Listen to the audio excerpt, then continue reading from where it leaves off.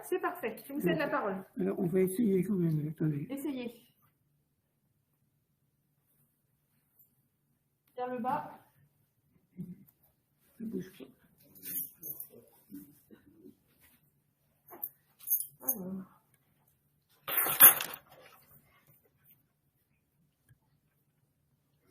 Ça, c'est la 2. Voilà, je pense que là, ça va fonctionner. Bien, merci madame. Mesdames et messieurs, bonjour. J'espère que l'exposé que j'aurai à vous faire vous intéressera. Alors, société linéaire. Voilà un drôle de mot, linéaire. D'où ça sort ce mot-là? C'est un adjectif qui dérive du nom d'une personne.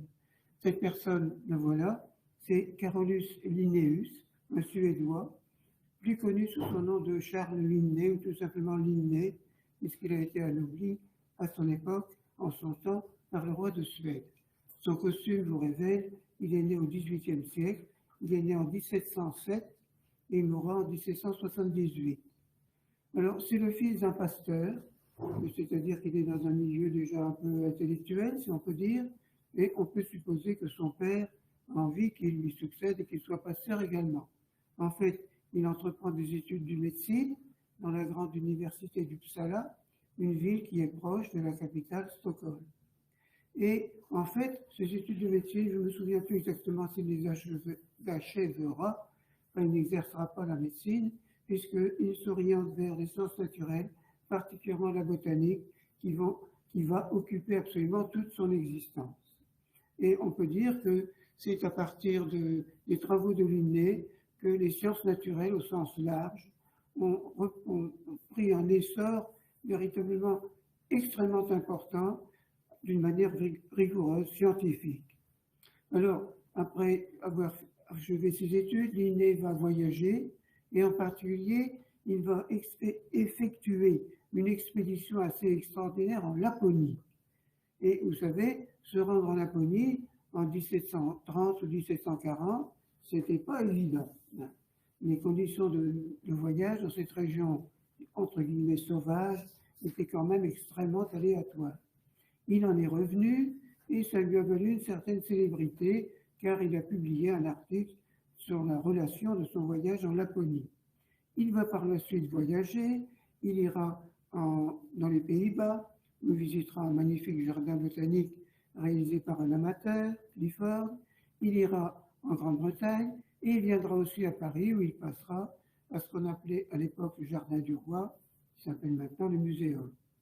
Il rencontrera à Paris certains des membres de la famille Jussieu et des contacts plus ou moins étroits se maintiendront entre lui-même et le Muséum de Paris. Mais il va obtenir un poste à la grande université suédoise d'Uppsala, proche de Stockholm, je vous le rappelle, et en 1753, il devient célèbre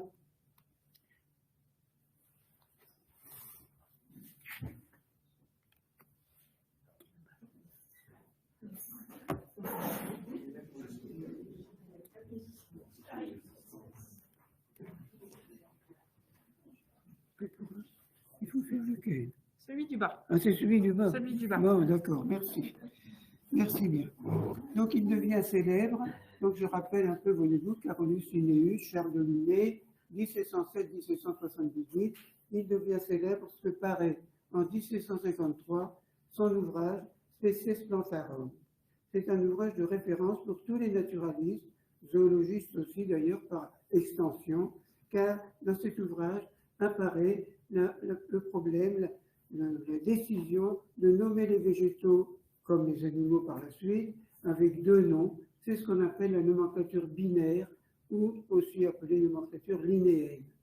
Le genre et l'espèce sont distingués et nommés en latin, langue internationale, et c'est toujours ainsi. Les genres et les espèces des plantes sont nommés, décrits brièvement en latin. Prenons quelques exemples simples qui vous permettront de bien comprendre de quoi il s'agit. Bellis perennis, c'est notre cher petit pâquerette. Bellis, le genre, perennis, l'espèce.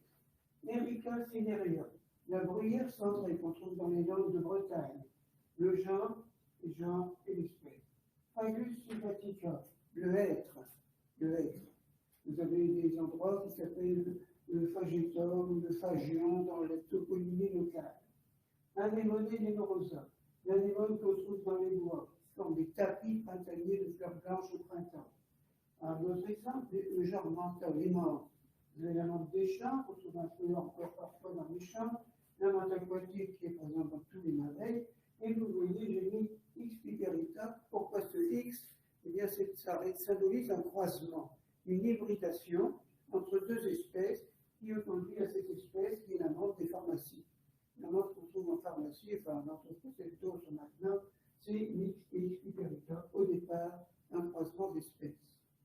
Un autre exemple, Digitalis purpurea, la digitale, qui est fréquente dans la région de Rouen sur des sols siliceux, tout à fait rare dans la Somme, sauf peut-être un peu en forêt de Crécy, parce que la craie ne la satisfait pas. Par contre, Digitalis lutea, la digitale jaune, est présente sur certains coteaux calcaires amiénois. Un exemple un peu plus compliqué.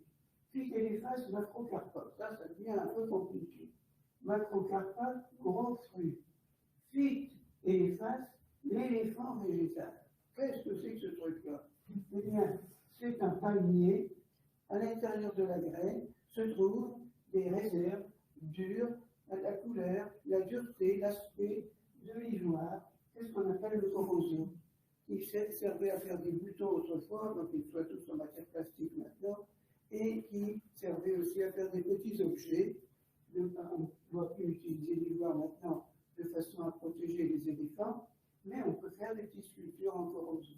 Donc vous avez un nom de prime abord un peu compliqué, et quand on y fait attention, bien tout s'explique.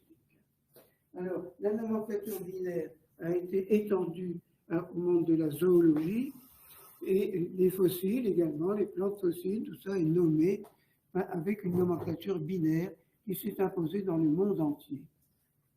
Et c'est en ce sens que Linné est véritablement un pionnier dans les...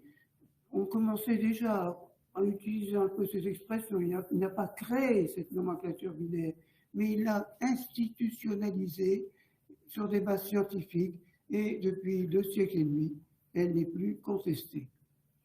Alors, Linné, donc, il va, à partir d'une certaine époque, de ces années 1750 jusqu'à sa mort, il ne bouge plus. Il reste à Uppsala et il va envoyer certains de ses élèves, qu'il appelle entre guillemets des apôtres, dans beaucoup de régions du monde, dont certains d'ailleurs ne reviendront pas, car voyager dans des pays très lointains en 1750, 60, 70, c'était pas sans risque, et ils vont lui ramener des plantes qu'il nommera, décrira, et qui seront de ce fait connus. Alors lorsqu'il meurt en 1778, il est vraiment très célèbre, et dans beaucoup de pays, on a le désir de l'honorer. Des sociétés, pas encore vraiment linéaires, sont créées dans plusieurs villes de France, d'Angleterre. La première est celle de Londres, qui, soit dit en passant, j'ouvre là une parenthèse, a pu récupérer l'herbier historique de Linné, que sa veuve avait vendu. J'aime autant vous dire que les Suédois ne lui pardonnent pas. Et on peut les comprendre. Bref, je ferme cette parenthèse. Toujours est-il que des sociétés linéennes se créent. Il faut dire qu'on est à la fin du XVIIIe siècle, une violente tempête va survenir, c'est l'épopée de la Révolution, qui détruit tout, qui supprime tout, et finalement, les quelques sociétés qui avaient été créées sont fermées avant qu'elles ne se recréent. Et actuellement, on peut dire que, autant que je sache, il y a 5 sociétés linéennes en France. C'est Lyon, c'est Bordeaux, la première, créée dans les années 1820. C'est Lyon, c'est Provence, je ne sais jamais si le siège est à Aix ou à Marseille, mais c'est la société de Provence, c'est Caen et Amiens. Donc la société amiénoise fait partie de ce petit groupe de sociétés linéaires. Il y en a eu plusieurs qui ont été créées à Paris, mais chose curieuse, toutes les unes après les autres se sont effacées, ont disparu. Il faut dire qu'à Paris, vous avez la Société botanique de France, qui est quand même une société d'une autre envergure. Alors, la société linéenne d'Amiens, nous allons en parler maintenant, elle va être créée 2 fois. C'est bizarre, vous allez me dire. mais l'histoire, je vais vous la raconter. Peu après la fin de la tourmente révolutionnaire, se reconstitue, lorsque le calme revient, que cette terreur abominable disparaît, se reconstituent des sociétés savantes qui rassemblent des personnes cultivées. Il est frappant de constater que dans le département de la Somme, la première société savante ou culturelle, comme vous voudrez, qui a été créée en 1797 à Abbeville. Oui, c'est la société d'émulation d'Abbeville qui existe toujours et qui est toujours active.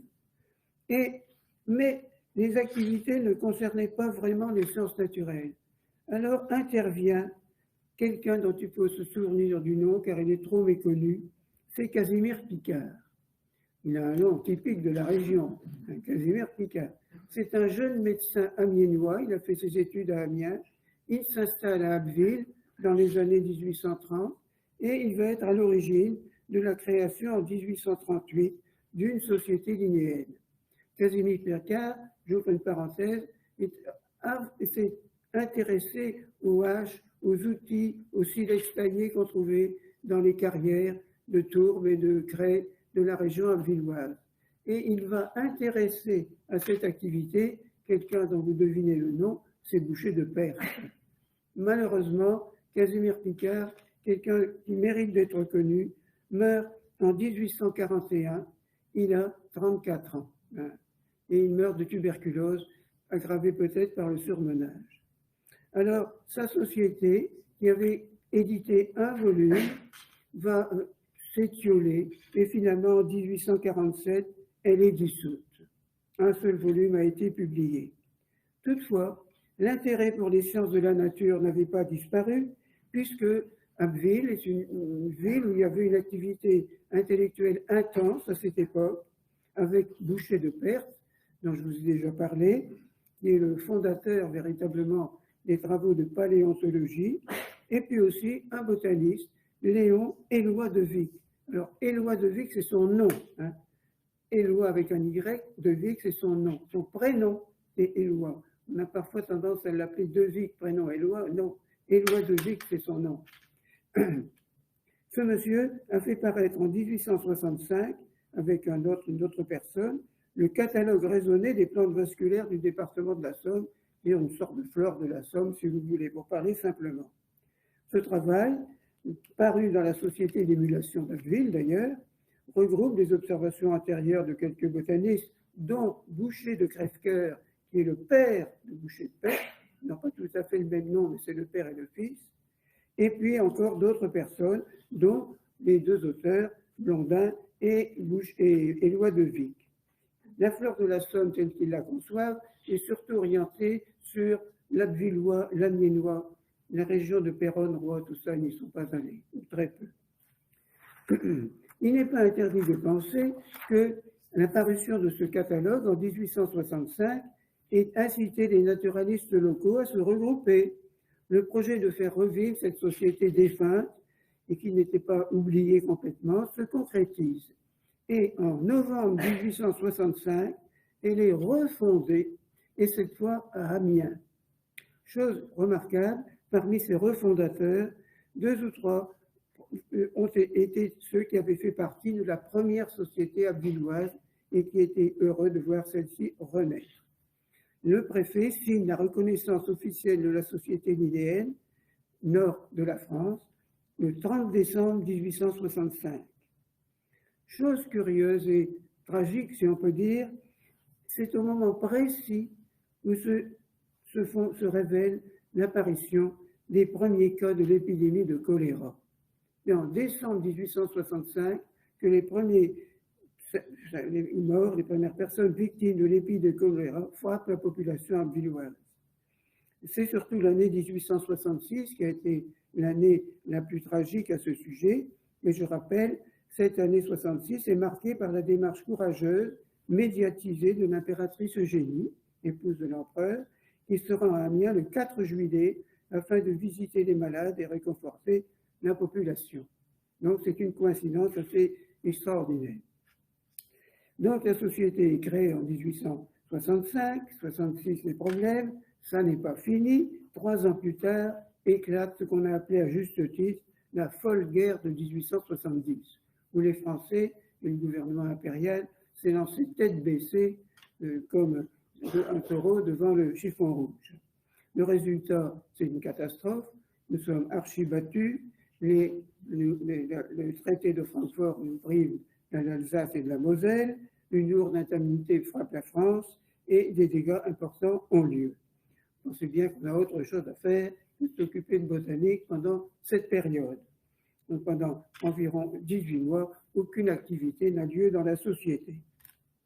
Néanmoins, celle-ci va reprendre son activité, on peut dire à partir des années 1872-73, la société linéenne est de nouveau active.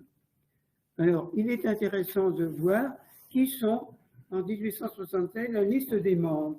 Voyez-vous, j'ai retrouvé cela dans un ancien bulletin. Alors, vous voyez, 33 propriétaires entiers, 13 négociants commerçants, comme Frédéric Petit, les professeurs de médecine, les noms sont connus à la fac de médecine de Amiens, 8 pharmaciens dont Ernest Lons, dont je vous parlerai, des fonctionnaires, architectes, etc., comme vous voyez dessus, y compris quelqu'un d'un peu célèbre, un médecin danois, Peter Pannoul, un copilac, un institut porte le nom de ce physiologiste célèbre. Donc, vous voyez, la société linéenne individuelle n'était pas quelque chose de tout à fait secondaire. Alors, ici, je fais une remarque, assez strictement personnelle. 33 propriétaires entiers, c'est-à-dire qu'il n'y en a plus.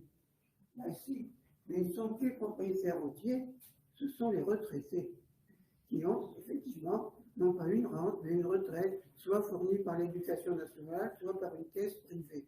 Et actuellement, dans d'autres sociétés, quelles qu'elles soient, ces retraités, je ne dis plus propriétaires entiers, sont toujours actifs et profitent des années de liberté lorsqu'ils ont une bonne santé pour être encore actifs. On reparlera d'ailleurs tout à l'heure. C'est une remarque que je fais. Alors voilà, nous en sommes là. Quelles étaient les principales motivations des refondateurs de la société linéenne? Dans les statuts de celle-ci, on lit « Répandre le goût des sciences naturelles dans toutes les couches de la société ». Former un lien de fraternelle collaboration parmi les amis de la nature. Provoquer la formation de collections particulières par lesquelles s'alimentera un muséum central formé par les soins de la société. La société se divise en 3 comités, vous devinez lesquels, botanique, zoologie, géologie. Cette distinction sera reprise par la suite. Toujours est-il que, envisageons maintenant quelles ont été les principales activités de la société linéenne. Il y a 3 paragraphes à envisager, les excursions, l'activité éditoriale et les collections. Alors, les excursions, elles étaient organisées régulièrement par la société afin de découvrir les richesses qu'offrait la nature. Il semble bien que les excursions botaniques aient été les plus nombreuses, tout au moins à cette époque. Elles donnaient lieu à des comptes rendus qui relataient les découvertes effectuées, parfois les péripéties survenues. Alors ces excursions, elles se faisaient évidemment en chemin de fer, dont le réseau était beaucoup plus dense qu'actuellement. Des voies comme par exemple pour aller à Doulan, supprimées depuis longtemps, d'aller à Beauvais, permettaient aux personnes qui partaient très tôt le matin, à 5h30 du matin, les voilà partis, et ils rentraient le soir, après faire un circuit pédestre, à partir d'une gare, ils reprenaient le train dans une autre gare. C'était une époque héroïque et courageuse. Et ils en conservaient un beau souvenir, même s'ils devaient s'en mettre assez fatigués en rentrant à Amiens. Alors, plusieurs documents concernent des observations particulièrement intéressantes. Je n'entre pas dans les détails à ce sujet. Les excursions, j'ajoute qu'elles se poursuivent toujours et nous en parlerons en fin d'exposé. Deuxièmement, l'activité éditoriale. Eh bien, cette activité éditoriale, on peut dire que le contrat a été bien rempli. En témoignent de nombreux volumes de bulletins et de mémoires. La séparation entre bulletin et mémoire, vous allez le voir dans un instant, s'est opérée. C'est de quel côté? Non, c'est le contraire. Voilà. Voilà par exemple un bulletin mensuel. Alors ce bulletin mensuel, vous vous rendez compte, imprimé en typographie, il me paraît tous les mois ou tous les 2 mois. Et entre 1872 ou 73 et 1914, il en paraît plus de 400. Quand même assez extraordinaire. Alors, dans ces bulletins figurent des informations générales, le compte-rendu de la réunion précédente, des comptes rendus d'excursion, des échanges de collections avec les sociétés correspondantes. Il y a beaucoup de renseignements sur les informations qui figurent, les sociétés correspondantes en sciences naturelles, les données météo, dont je vous reparlerai par ailleurs, la géologie, avec en particulier un article sur la formation de ce qu'on appelle les rideaux entre les propriétés, aussi le tremblement de terre survenu dans le nord de l'Oise, près de Saint-Jean-en-Chaussée, en 1756, l'archéologie, dont je reparlerai également à propos de Victor Comon, un paragraphe amusant, conseil aux botanistes herborisants, donné par un magistrat, botaniste lui-même Copineau, etc. Alors, dans ces bulletins, en 1881, on réclame, écoutez bien, la création d'un musée de sciences naturelles. 140 ans après, on attend toujours. Je ne jette pas la pierre aux municipalités actuelles, mais je constate, c'est tout.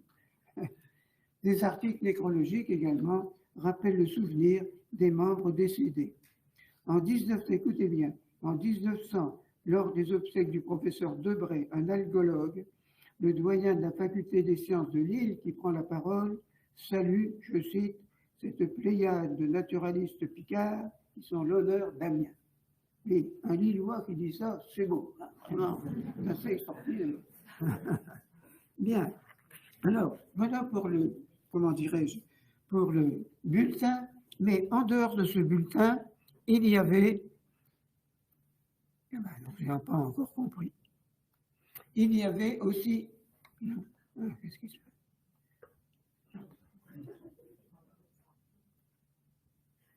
Non, mais ça ne va pas, ça. Là, c'est bon, oui, d'accord. Excusez-moi. J'ai confondu les tableaux. Donc, voyez-vous, en dehors de ces volumes, de ces bulletins qui sont très nombreux, il y a les volumes de mémoire. 12 ont paru. Et vous voyez, ils paraissent entre 1868, au tout début de la création de la société, jusqu'à vers 1910. Donc, vous avez là une idée un peu des travaux qui paraissent. Alors, ça m'a beaucoup surpris. Description du musée d'histoire naturelle de Tours. Je connais un collègue géographe et botaniste à Tours, qui était surpris lui aussi, et il ne s'explique pas pourquoi, et ça a apparu ici à Amiens. Catalogue des coléoptères de la Somme, et sans fin, les mollusques recueillis alors, les mollusques, ce sont des mollusques terrestres, peut-être aquatiques aussi, mais terrestres également. C'est extraordinaire, on n'imagine pas qu'il puisse y avoir tant de mollusques comme ça dans le sud de l'Illois. Je ne sais pas d'ailleurs où on en est la situation actuelle. Supplément à la fleur de la Somme.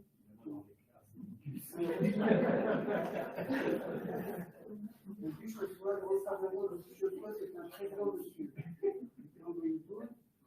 Alors, voyez-vous, Buchotois, j'en reparlerai.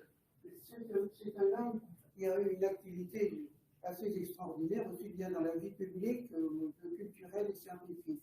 Et il s'est beaucoup intéressé à la météorologie en tirant parti des observations météorologiques qu'avaient effectuées un père et son fils, Victor et Camille Chambon, entre 1783 et 1869, sur Montdidier.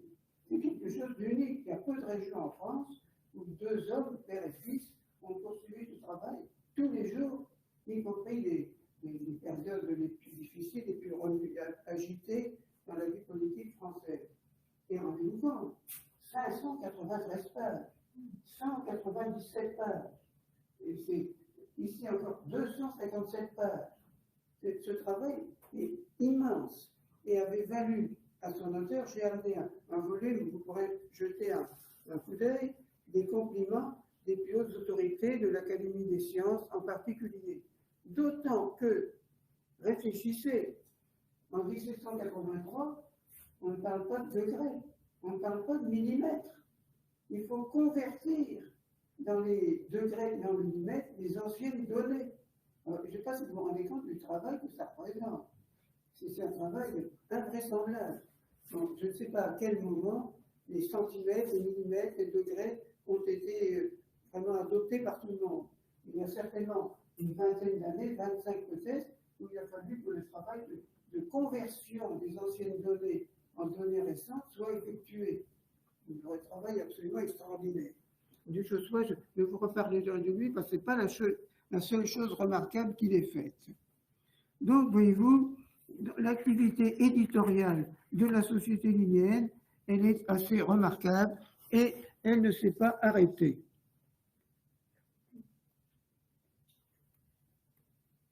Alors, également aussi, attendez, on va. Voilà. Alors, le bulletin actuel, eh bien, il existe toujours. Le bulletin de la Société linéenne, voyez-vous, 2018, volume 36 de la nouvelle série. Il s'est poursuivi jusqu'aux années 1940, avec un dernier supplément qui apparaît en 48, et ensuite il y a eu une période difficile où des petits fascicules, des petits papiers renéotypés, réalisés avec des stencils, étaient distribués aux participants pour relater des excursions. Il y a eu quelques mémoires qui ont été faits, mais qui étaient également faits de manière artisanale. Et c'est en 1979 que le bulletin de la Société linéenne est reparu. Il avait 25 pages recto simplement. C'était l'année et la marque, je en reparlerai dans un instant. Et depuis, il a acquis une certaine qualité. Et vous voyez, on en est au numéro 37-38. Un prochain est sous presse. Et j'en profite d'ailleurs pour rendre hommage, même si sa modestie doit en souffrir, à celui qui s'investit pleinement dans la réalisation de ce beau bulletin, c'est Rémi François. Je suis heureux de lui témoigner publiquement la reconnaissance de tous les linéens. Bien. Alors oui, justement, parmi les dernières parties de des réalisations de la Société linéenne, les collections. Alors les collections, eh bien, il y a beaucoup de choses. Et ces collections, elles ont connu tout le temps des péripéties dans leur implantation. Alors, je ne vais pas entrer dans les détails. Elles ont été baladées dans divers endroits d'Amiens. N'étant pas à 1000 lois de Sceaux, je ne sais pas tout cela. Mais actuellement, l'ensemble des collections est conservé dans un local simple, un bon local, vaste, à Rivry. Le problème, c'est qu'il y a un immense travail de restauration, reclassement, réétude scientifique et aussi de nettoyage. Et puis, ce local, il est fermé. On vous dirait que ça protège de mauvaises actions, mais c'est fermé, c'est fermé. On ne peut pas les voir dans l'immédiat. Or, il y a là des collections d'ornithologie très importantes qui proviennent de dons qui avaient été faits par des ornithologues. Il y a, avec l'ornithophone de la baie de Somme du littoral picard est particulièrement riche. Il y a des collections de minéralogie avec des minéraux, de paléontologie avec les fossiles des pierres taillées de Victor Comon. Il y a des collections d'animaux empaillés, dont le plus célèbre est évidemment le grand pingouin. C'est un animal qui a disparu, vous le savez. Les derniers ont été tués au milieu du 19e siècle au Canada, en Terre-Neuve, je crois. Et il y a encore en France 5 ou 6 musées qui possèdent un grand pingouin. Celui-là, il est là, je l'ai vu une fois en allant à Rivry. Il est bien conservé, mais il mériterait d'être mis en valeur, si vous voulez. Alors, il y a là un problème énorme. Je ne vais pas faire le procès de quiconque, mais ces collections, elles dorment, si vous voulez. Et il y aurait besoin qu'elles soient actualisées, en particulier l'herbier. Cet herbier est immense, et je crois qu'il y a un projet pour les visites prochaines avec le conservateur du musée et des représentants des archives pour se rendre in situ. Mais c'est quelque chose, une collection gigantesque. Et on est impressionné par ce volume énorme. Il faut dire qu'actuellement, il est bien conservé, mais j'ai connu l'époque pas si lointaine où il était sous les combles, qui n'étaient pas sous les tuiles, dans l'annexe du musée de Berny, donc sous la poussière. Et actuellement, il est quand même dans des meilleures conditions, mais il y a un travail gigantesque qui dépasse celui de travail des amateurs. C'est pas possible.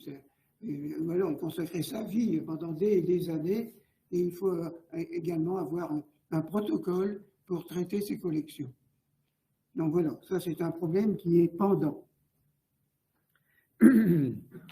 Alors, il fait le temps de parler un petit peu, j'ai encore me trompé sans doute, mais oui, bien sûr, le bulletin.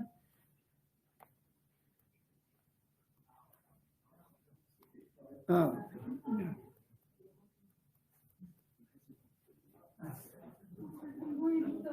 écoutez, ça ne va pas très bien cette histoire. Non, c'est pas ça. Mais ça bloque.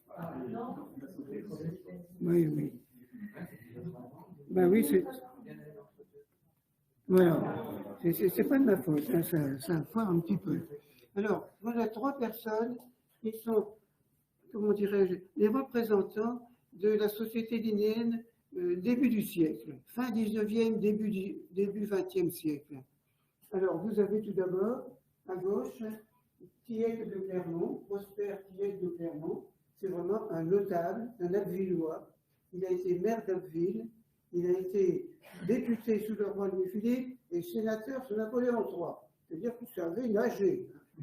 Mais c'était quand même un grand monsieur qui a fait constituer un herbier qui a été donné à Abbeville, où il est lui aussi dans des conditions de conservation moyennes.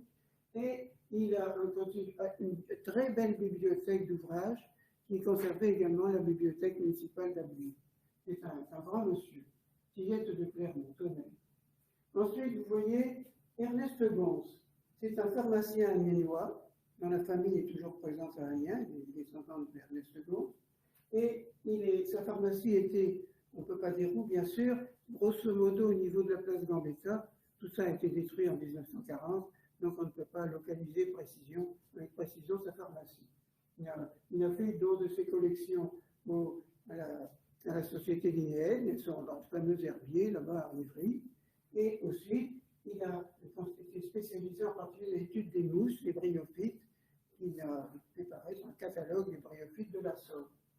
C'est quelqu'un très bien de ce goût. Et puis lui, Arthur Octave Cossin, qui est mort assez jeune d'ailleurs, c'est un médecin.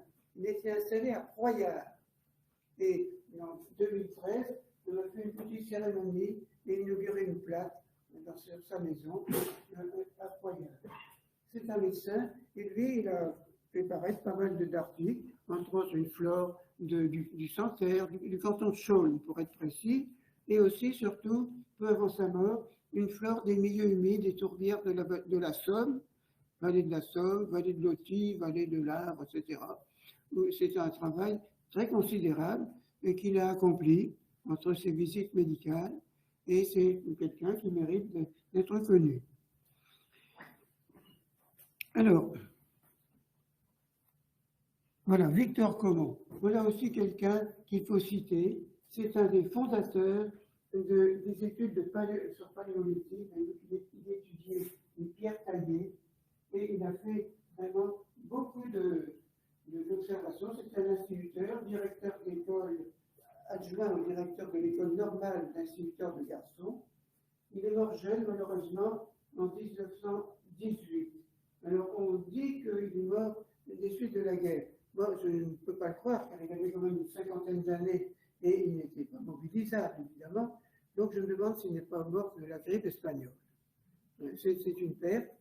Ces publications ont paru dans le bulletin de la Société linéenne et dans d'autres revues peut-être.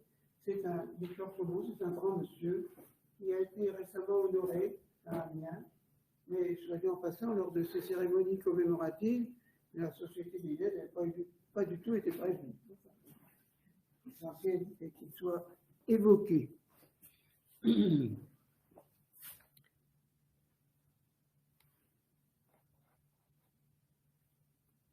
Ah, Herménégilde de Duchossois.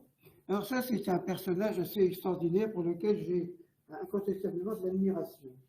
C'est un monsieur qui est instituteur, il est né à Lompré-les-Corsins. Il est instituteur et il obtient une bourse pour préparer l'agrégation. Il remporte et il est nommé au lycée de Bourges, où il va séjourner pendant 5 ans, et il va en profiter pour herboriser dans le département du Cher, en compagnie des meilleurs botanistes de la région, en particulier un certain Legrand, si je ne me trompe pas, qui est le botaniste de cette région. Et alors, il va avoir l'idée, quelques années après, de réaliser une publication qui est apparue dans les mémoires de la Société linéaire, Végétation comparée des départements de la Somme et du Cher. Oui, c'est assez original. Et alors, j'ai eu l'idée, avec le hasard que je connais un peu le département du Cher, Bourges, la cathédrale, tout ça, près de Jacques, mais pas vraiment la flore de ce département. Mais je connais Christophe Baudin, que j'ai rencontré à la Société botanique de France, et je lui ai proposé d'actualiser ce travail.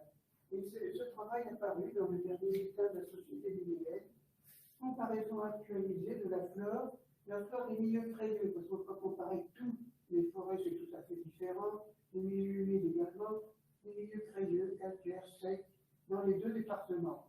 Un travail qui est apparu récemment, vous pourrez y jeter un coup d'œil éventuellement. C'est remarquable. La seule chose, c'est que je trouve que, comment dirais-je, ce soit une drôle d'idée en insérant dans sa comparaison la flore littorale.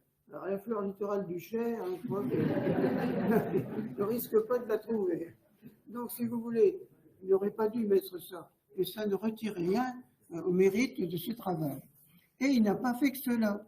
Parce que, rentré à Amiens, eh bien, il va être un des membres actifs de la Société linéaire, il en sera le président un certain temps, il fera les comptes rendus, la lecture des bulletins étrangers qui arrivent et dont il fait l'analyse, et il fait sa météorologie dont je vous ai parlé, et également, il va prendre des fonctions municipales, puisqu'il est élu conseiller municipal en 1912, et il est premier adjoint au maire. Or, le maire d'Amiens meurt en 1916, en pleine guerre. Donc, le premier adjoint le remplace et il va avoir des fonctions très difficiles pendant la maladie du maire, ça fait Dauphin, je crois, je ne dis pas de bêtises, et ensuite jusqu'à la victoire en 1918-19. Et alors, c'est quelqu'un, voyez-vous, il a reçu des légions d'honneur, des décorations étrangères, qu'il méritait pleinement, et il va néanmoins se retirer. Je suis persuadé qu'il aurait été facilement réélu maire d'Amiens après tout ce qu'il avait fait. Non, il rentre dans la vie privée pour reprendre ses activités culturelles, et non des moindres, il va réaliser, là encore, un exploit, c'est-à-dire écrire un ouvrage en 2 volumes qui est apparu dans les actes de la Société des antiquaires de Picardie sur le commerce et la vigne et le vin, la vigne et la production du vin dans le département de la Somme. Un travail, tenez-vous bien, 2 volumes, 1000 pages. En pages petit format, plus petit format que celui-là. Mais quand même, c'est un travail extraordinaire. Et il va, après avoir travaillé sur la météorologie, comme je vous ai expliqué, pendant des années, et accumuler les pages aussi, 1000 pages, 1050 si j'ai bien précis, sur le commerce et la production des vins en Somme. Et il est probable qu'il y a des documents qui ont dû disparaître pendant les bombardements de la Deuxième Guerre mondiale et qu'on ne trouverait plus maintenant. Donc, M. Duchossois, c'est un grand monsieur qui méritait qu'on parle un peu de lui. Il a été un membre vraiment particulièrement remarquable de la Société linéaire. Alors, voilà. Alors maintenant, il faut parler de quelqu'un qui n'était pas membre de la Société linéaire, c'est-à-dire qu'elle n'existait pas à l'époque. C'est Jean-Baptiste Monet de Lamarck, qui est un grand savant, comme vous savez. Il faut en dire quelques mots avant que j'évoque ce que la Société linéaire a fait pour lui, pour son souvenir. Lamarck, c'est le dernier enfant, le 11e et dernier enfant d'un tout petit châtelain qui habite Bazentin, près d'Albert, un très petit village, à la limite de la Somme et du Pas-de-Calais. Je ne vais pas entrer dans les détails de sa carrière. Il fait une carrière militaire, comme tous les jeunes nobles de l'époque. Il est rapidement déçu. Et puis ensuite, il entreprend des études de médecine, qui ne poursuivra pas, d'ailleurs il n'ira pas jusqu'au bout, et il fréquente le muséum de Paris, qu'on appelait le Jardin du Roi à l'époque, et il se passionne de botanique, il fréquente les membres de la famille Jussieu, qui sont installés au muséum sur plusieurs générations. Et en 1779, c'est-à-dire l'année après la mort et de Linné et de Jean-Jacques Rousseau, ils sont morts la même année, il va faire un exploit qui va le rendre célèbre en rédigeant, en faisant paraître la Flore françoise, en vieux français Françoise. C'est un ouvrage écrit en français et qui utilise le principe des clés dichotomiques d'un bout à l'autre. C'est ça, les clés dichotomiques, c'est-à-dire que vous avez des aiguillages qui vous indiquent plante ayant des fleurs ou sans fleurs, plante ayant des pétales soutés ou des pétales libres, plante arbustive ou plante herbacée, étamine et poilue ou étamine glabre. C'est une série d'aiguillages qui vous conduisent au grand groupe de la classification, puis à l'intérieur de ceci aux familles, puis aux genres, puis aux espèces. C'est la première fois que d'un bout à l'autre dans un ouvrage, ce système a été adopté, a été établi, mais il sera adapté partout, et aussi bien en botanique qu'en entomologie, qu'en zoologie au sens large, on utilise le principe des clés dichotomiques. C'est vraiment quelque chose d'extraordinaire qui fait qu'il devient célèbre du jour au lendemain, si on peut dire. Chose remarquable, l'imprimerie royale à l'époque avait fait diligence pour éditer aux frais de l'État, du roi, comme on disait à l'époque, cette Flore françoise. Et à 35 ans, il est célèbre et il était né en 1744. Il entre à l'Académie des sciences où il restera 50 ans jusqu'à sa mort. Il survient en 1829. Donc Lamarck est botaniste, mais arrive la Révolution qui, comme je vous l'ai dit, bouscule tout. On détruit tout, etc. On débaptise le Jardin du Roi, évidemment.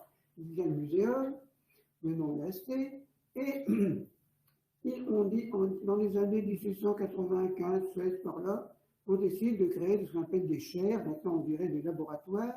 12 chaires, 12 laboratoires sont créés, il y a à peu près autant que de candidats. Donc chacun est sûr d'avoir sa promotion, ça c'est sympa, mais seulement on choisit par âge, et évidemment il est le plus jeune, donc il prend le dernier poste, et lui, botaniste, se voit attribuer la chaire au laboratoire des animaux sans vertèbres, les insectes, les vers, les mollusques, etc. Vous imaginez, de nos jours, la reconversion d'un botaniste s'occupant des vers et des mollusques, c'est impensable. Mais lui, pour lui, c'est assez extraordinaire parce qu'il avait une culture générale qui dépassait celle de la botanique et il avait fait des fouilles dans les carrières de Crète, de la région parisienne, et récolté ce que nous appelons maintenant des fossiles. Alors, en étudiant ce fossile, eh bien, il va se prendre conscience qu'il y a une transformation, un progrès, un perfectionnement dans ces êtres vivants disparus depuis longtemps.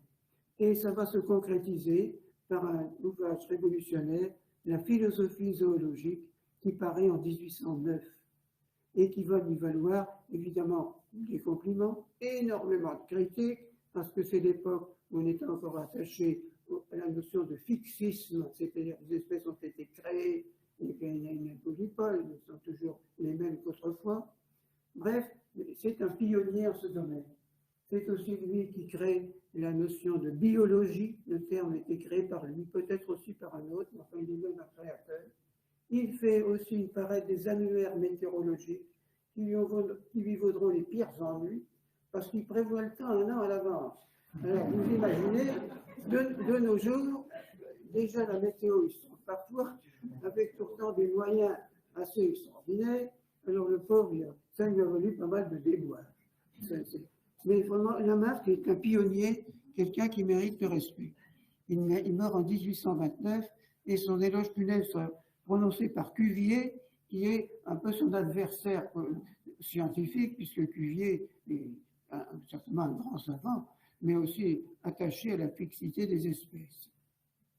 Alors, qu'a fait la linéenne pour Lamarck? Eh bien, nous allons le voir. Je me suis encore trompé. Qu'a fait pour Lamarck?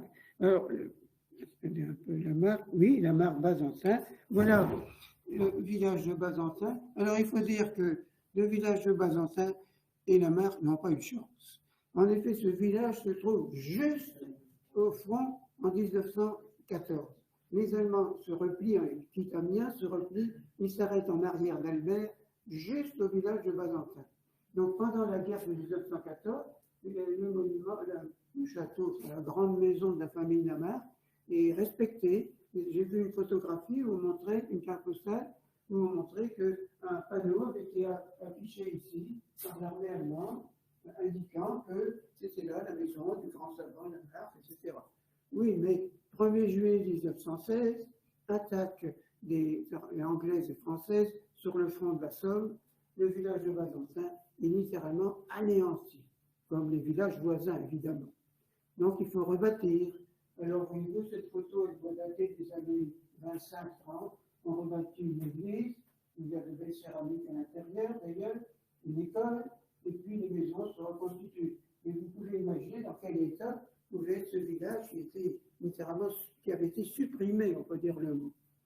Alors, qu'a fait la société linéenne pour Lamarque et pour Bazentin?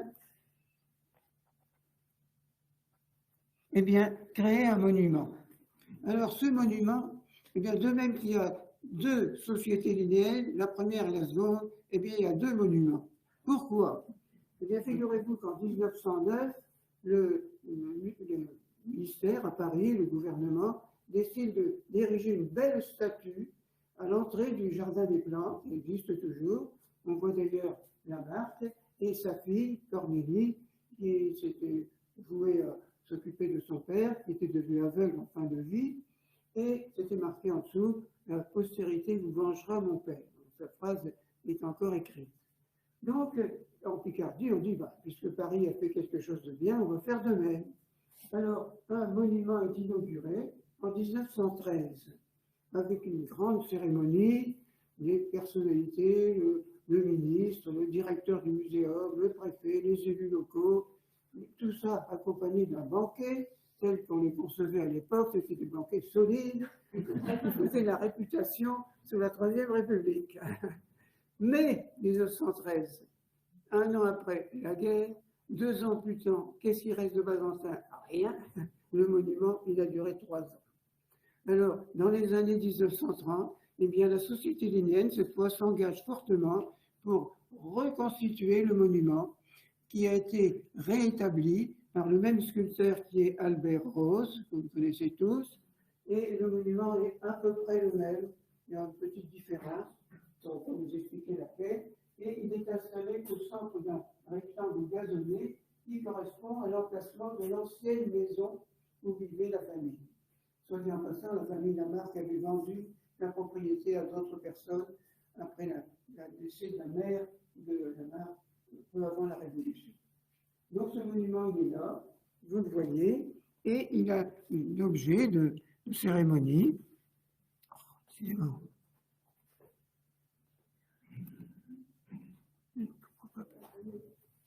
Oui, voilà. Alors, j'ai ici 2 photographies qui vous rappellent des souvenirs. Elle est sautée? 2 photographies qui vous rappellent des souvenirs.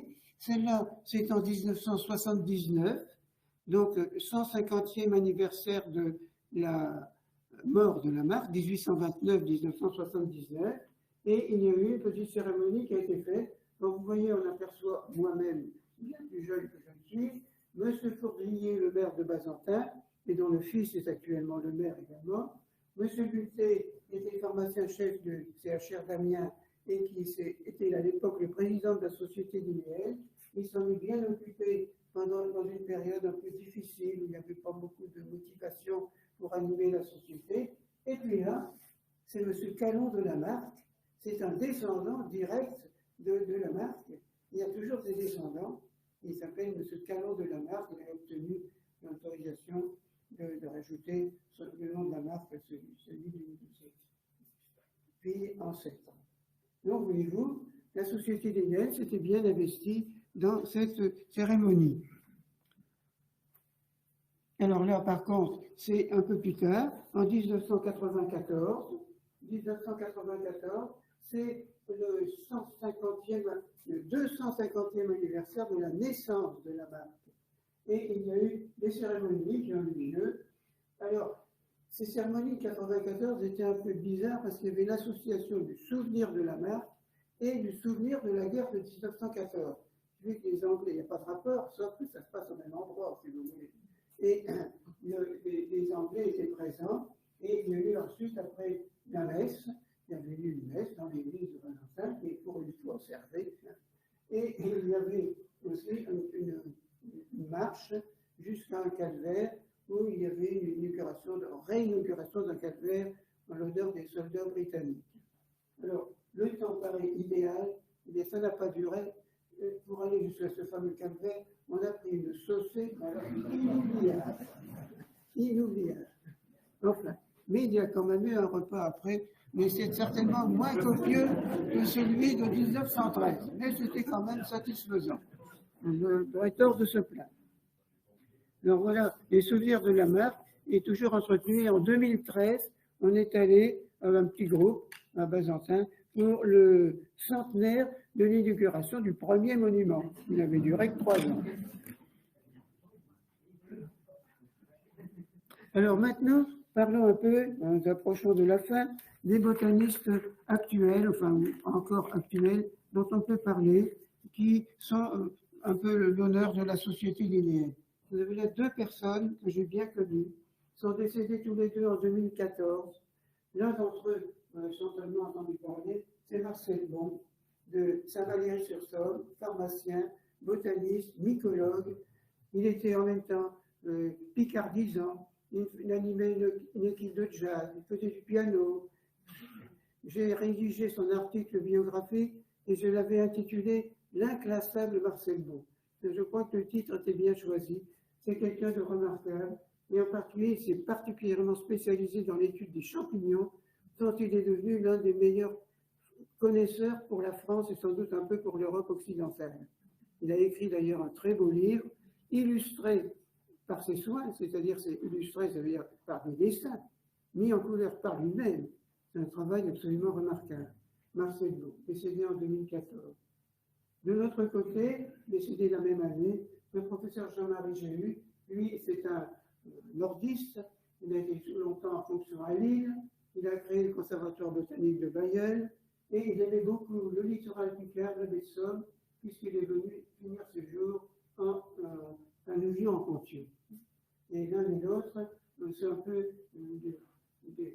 Marcel Bon était vice-président de la Société linéaire pendant des années, sans vouloir dire de méchanceté, il ne faisait rien. Mais c'était un peu l'honneur, si vous voulez, le porte-parole, il faisait la réputation de la société et tout le monde était d'accord pour les maintenir dans des fonctions qu'ils n'occupaient pas. Il fallait les occuper, mais ils n'exerçaient pas. Mais ça n'avait aucune importance. Tout le monde était d'accord à ce sujet. Alors voilà. Alors ceci étant, la société linéenne, elle a une activité de, comment dirais-je, régulière. Vous avez vu le bulletin tout à l'heure, qui paraît régulièrement. Il y a eu des ouvrages qui ont paru, comme par exemple celui-là, Champignons de Nord-Picardie, par Guy Clos et Jacques Va, qui étaient 2 botanistes mycologues, décédés aussi maintenant. Et cet ouvrage-là, c'était un ouvrage de vulgarisation qui précédait un peu tout ce que Marcel Bon a pu faire par la suite avec son ouvrage Champignons d'Europe, etc. Vous avez ici, par exemple, une publication que j'ai participé avec le professeur Bornerias, espèces végétales protégées dans la région de Picardie. C'est intéressant. Vous avez aussi, par exemple, les orchidées de Picardie, qui ont été un ouvrage qui est présenté, je crois, là-bas, et qui a été réalisé à l'initiative des services de l'environnement, ce qu'on appelle actuellement, je crois, la DREAL, avec la participation active de Christine Brunel, qui s'était beaucoup investie pour réaliser ce fascicule. De même, plantes protégées de la région Picardie, également réalisé avec l'appui de la DREAL et du Conservatoire botanique national de Bailleul. Vous avez là une belle photo qui vous représente l'anémone sylvestre, l'anémone sauvage, qui est une des raretés de la flore française. C'est une plante continentale, il y en a tant et plus en Russie, en Europe centrale. Et les stations les plus occidentales de l'ère de cette espèce se situent dans le sud d'Amiens. Elles sont précieuses, mais il en reste quelques pieds. Alors qu'au XIXe siècle, Gons, dont je vous ai parlé tout à l'heure, ont localisé certainement une trentaine de populations. Il reste une ou deux, quelques pieds bien entretenus, surveillés, dorlotés par les conservatoires d'espaces naturels. Il y a diverses raisons à ce recul. D'abord, modification des pratiques agricoles, disparition des lisières, et puis aussi l'évolution un peu naturelle des conditions climatiques. Voilà, de plus près, voyez une page, voyez-vous, de cet album sur les plantes protégées de Picardie, Anémone sylvestris. Alors, voyez-vous, hein, c'est assez significatif. Les points rouges sont, comment dirais, anciens, les points verts et bleus sont ceux qui subsistent. Et le département de l'Aisne en France est un des départements où la présence de cette plante est la plus fournie. À part ça, dans l'Est de la France, il n'y en a pas beaucoup, mais dans l'Aisne, ils sont favorisés à ce point-là. Alors, nous approchons de la fin. Les activités actuelles de la Société linéenne, eh bien, ce sont des sorties.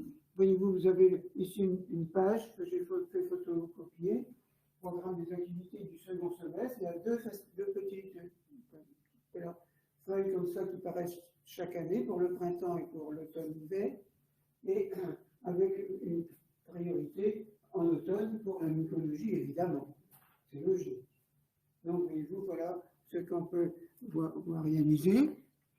Et puis, aussi, les sociétés linéennes, elles sont l'occasion de retrouvailles assez sympathiques. Bon, la photo est assez ancienne, mais on voit quelques personnes connues, comme par exemple ici, M. Vogt, que je vous ai beaucoup parlé, il était beaucoup investi dans la gestion du bulletin. Il faisait encore ça de manière manuelle, si on peut dire, avec une machine à écrire. Le relais a été pris maintenant par l'ordinateur. Marcel Boucher, derrière lui, technicien à la faculté, était également très dévoué pour la société linéaire. Il y a plein de jeunes là qui va se reconnaître, je crois. Monsieur et Madame Quessu, qui sont malheureusement disparus maintenant, et qui a été très actif aussi avec c'était des gens non pas de rentiers, de retraités actifs, si vous voulez.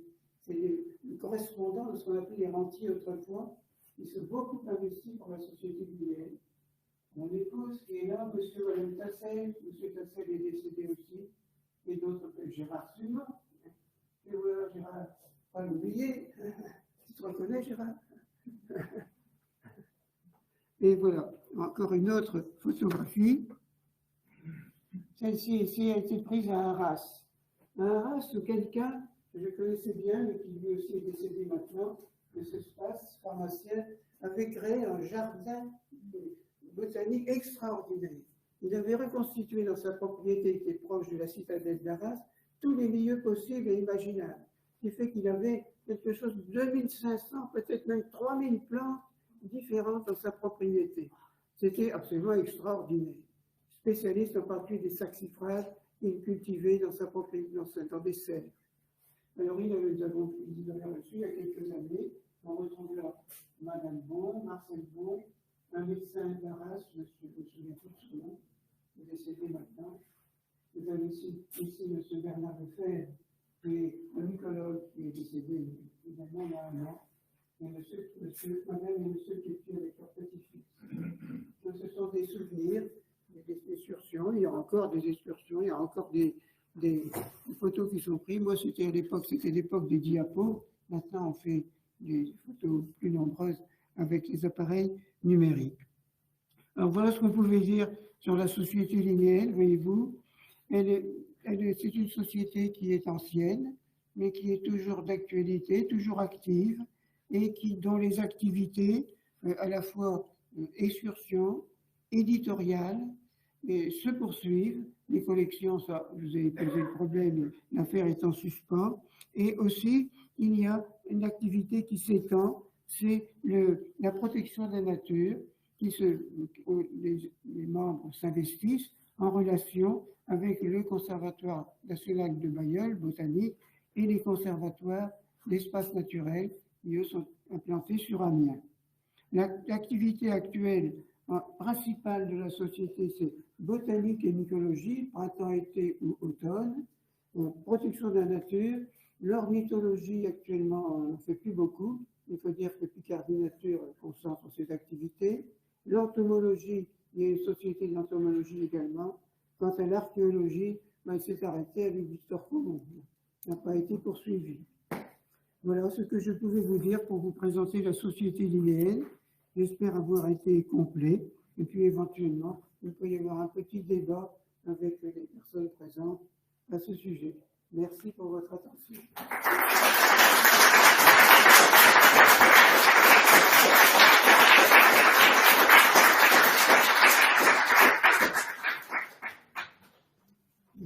Merci, Monsieur Battez. Je vais donc couper l'enregistrement et laisser la parole à la salle si quelques-uns d'entre vous ont des questions.